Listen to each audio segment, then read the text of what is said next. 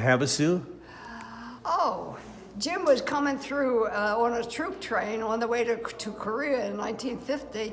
They stopped at Kingman for the evening meal. Well, they didn't have accommodations for a troop train, so everybody's out in the street with a table with sandwiches and soups and coffee for the troop train. And the next day when he landed at Treasure Island, he called and said, "We're moving to the desert." He says, "The sky's so blue, the people are so friendly," and then he told us about the troop train stopping in Kingman. And when he returned, he was a newspaper man, and he retired when he was 55. So we packed up and moved bag and baggage right here to Lake Havasu, built our house, and we lived there until June of last year, 1918. But my Jim passed away in 2016, and I finally sold the house. What street was it on? What street was your house on? We lived on Yucca Drive. Okay. But like Bison turns into the mountain and Yucca Drive turns toward the lake. It was quite high, and we had a good view. So what did he do for the newspaper? He was what you call a stereotype. It was like putting a jigsaw puzzle together, putting all the columns where they belonged and everything before they had computers. And It was called a stereotype? yeah, it was called stereotype. Yeah.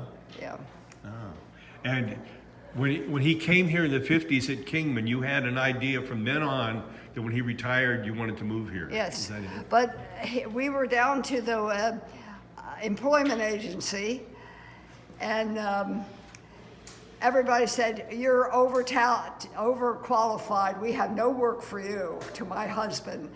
And then another man came and behind the counter, and he shouted, "I need a woman veteran."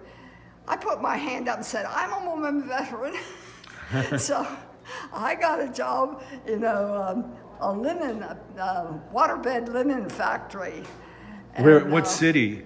Right here in here. Lake Havasu. Oh, when you first It was retired. down on Industrial.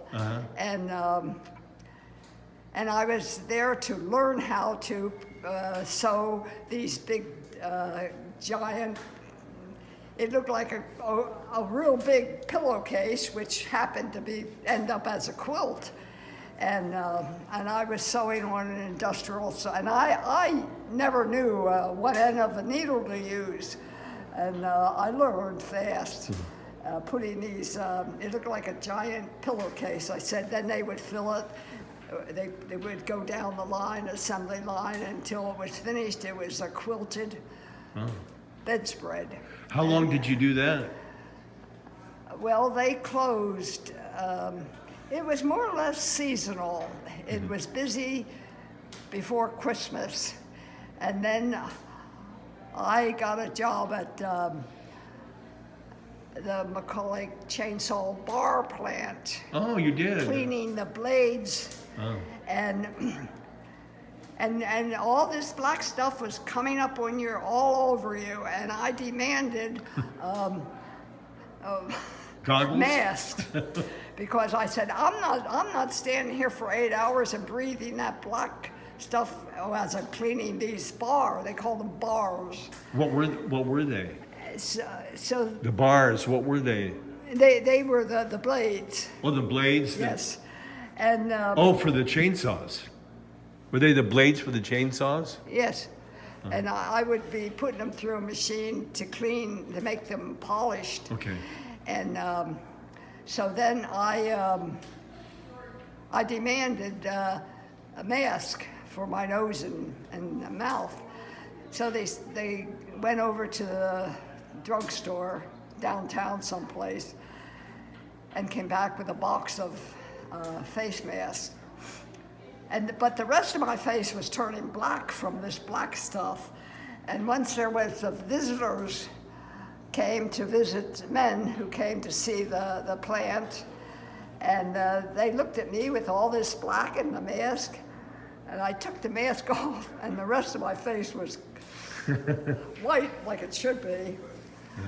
But I would not stand there and breathe but everybody, no one said anything about it. They worked there and kept it all, getting lung cancer or something, but I don't know whatever happened, but I never did.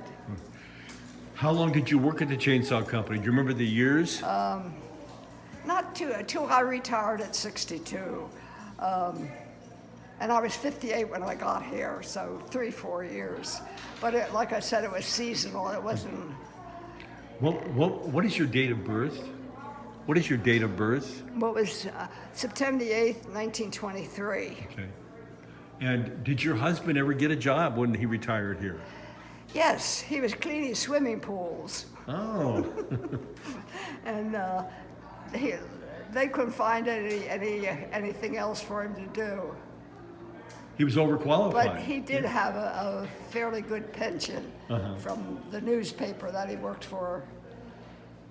And, what newspaper did he work for? there were in Lancaster, Pennsylvania, there was a morning paper called the Intelligencer Journal, and the evening paper, New Era it was called. And sometimes, at first he started on the evening paper, and then he did the morning paper, which meant night work. Oh. And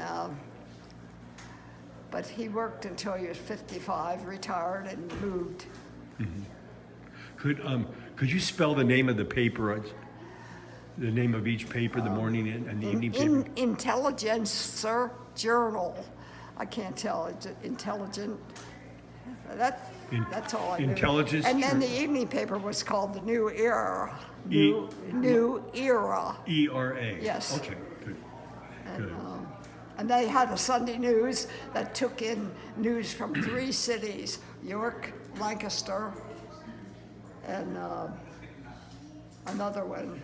I don't know what it was. Were they all owned by the same company, or were they owned by Yes. different companies? They were all owned by the same company? Yeah. Okay. All right, good.